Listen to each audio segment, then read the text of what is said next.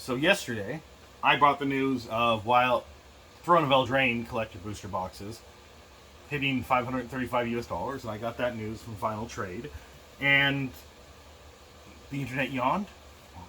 I had 3 whole views on that video, so I guess nobody cares about that.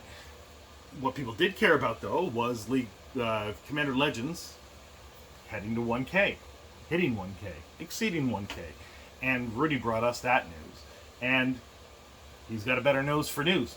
That's what people want to hear. They want to hear when something hits 1K, not when something more than doubles in price, because that's a little wishy-washy. But hitting 1K, that is the thing that people get interested in, because people are often saying this box to 1K, that box to 1K, this box to 1K, that box to 1K. So I guess it makes sense that people were more interested in the Commander Legends booster box hitting 1K, and I don't think anyone's necessarily surprised by it.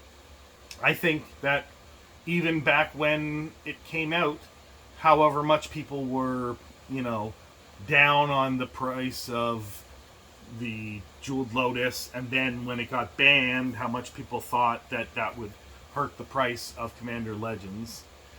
I think people still liked the set a lot and liked the collector boosters a lot, which is weird because I think it's the worst printed collector booster of all the collector boosters that I've opened or that I've seen open. It was their first time using the etched foiling, and it was after Flesh and Blood had used cold foiling. It's apparently the same process, but whereas Flesh and Blood used that on parts of the card, not the whole card, for whatever reason, Commander Legends, the etched foils were on the entire card. And when you pulled those cards out, whatever great art was on there, which was already a darker art than most of the other sets, became even darker and duller, right? And yeah, so it's a cool process, and there's virtually no cool curling on it that I can tell. But I just don't think it was.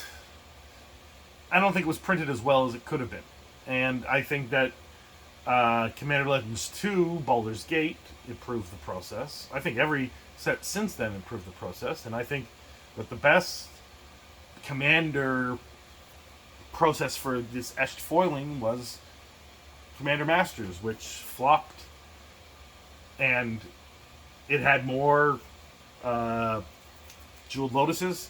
It had better treatments. I can understand why people don't like the portraits. The portraits aren't the best.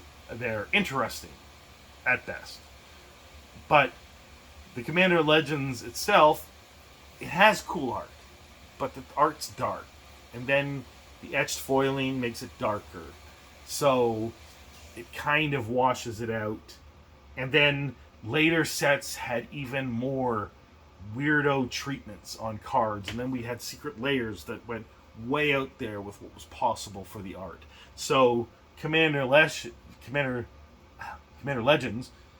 looks staid and boring in comparison to what came later, especially what has come since Lord of the Rings. We have gone pretty hog wild, and what people refer to as hat sets, at least to me, is interesting, colorful art. And even Duskmourn, the darkest of these, is interesting and colorful.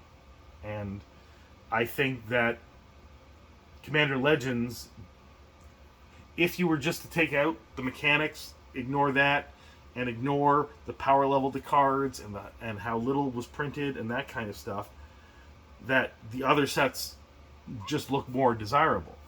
And that's the thing. So obviously these other metrics matter more than what looks good. What people want to collect isn't necessarily the most beautiful thing. Sometimes it's the most functional thing, or the things that other people can't have. So I guess that's why Commander Legends is now legendary. Let me know in the comments below what you think about it. Have a good